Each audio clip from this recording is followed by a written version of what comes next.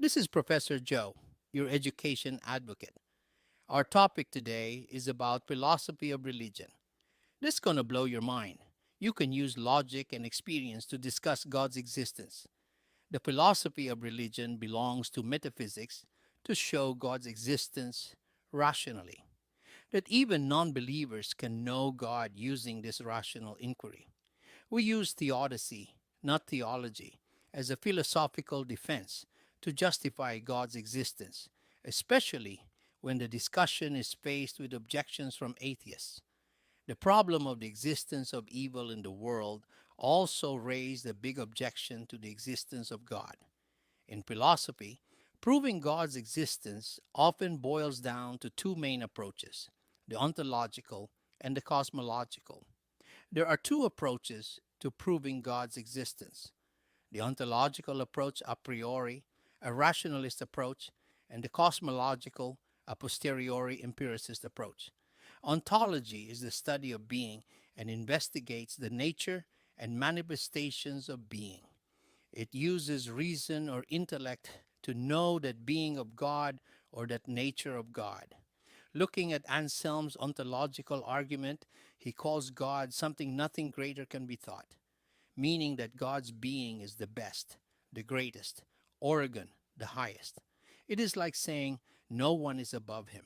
The other approach is cosmology, which is the study of the cosmos, universe, or the study of the physical material universe. This approach uses experience to know the existence of God. The physical material world points to the creator, maker, and origin of all things. Let us understand Anselm's ontological argument that God is nothing greater can be thought. He then is the greatest being. Being the greatest, he cannot exist only in the mind but also reality. Hence, God has to exist both in mind and reality. Failure of God to exist in reality is a failure of that God to exist as a being who is nothing greater. Let us also understand Aquinas' cosmological argument. Aquinas used five common ways of experience in the world: motion, efficient causality, necessity, gradation of being, and the purpose of being. In the study of cosmology, three things are true. First, something cannot come from nothing.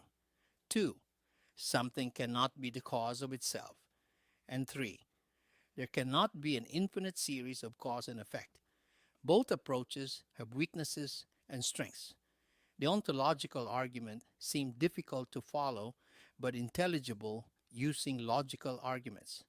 We can argue based on the premise of the being or nature of God. If God is the best, greatest, and highest, then he should show that nature is also in reality, or else his being is not true. The cosmological argument is the most convenient because it can be demonstrated through experience or what you see. So it can connect from experience, shown in the context close to our experience. The need for proof of God's existence is necessary to show in the philosophy of religion with purpose, to have a philosophical defense to justify God's existence, especially when faced with atheism and the problem of evil. Thank you for watching. Please support and share my channel.